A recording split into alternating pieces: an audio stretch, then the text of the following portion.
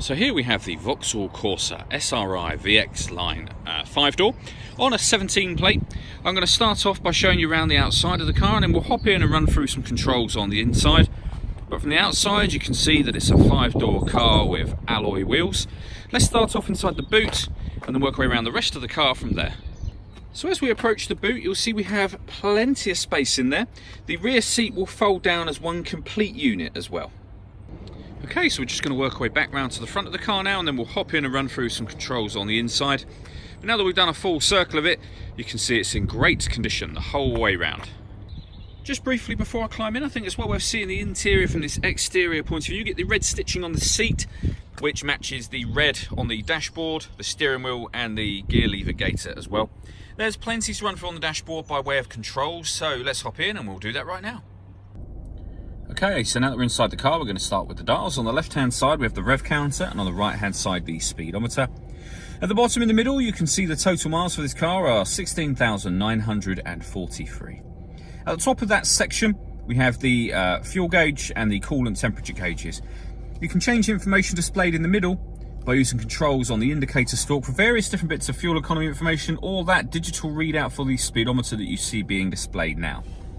If we back out to the steering wheel, on the left-hand side we have cruise control and speed limiter, and on the right-hand side we have stereo and phone controls.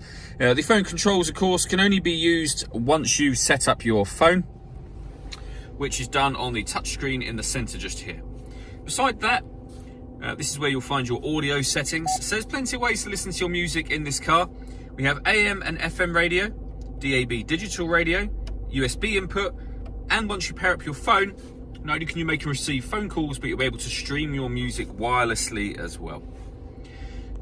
The home button just there will take us back to the main menu. You can see where you pair your phone. We've got vehicle settings and projection.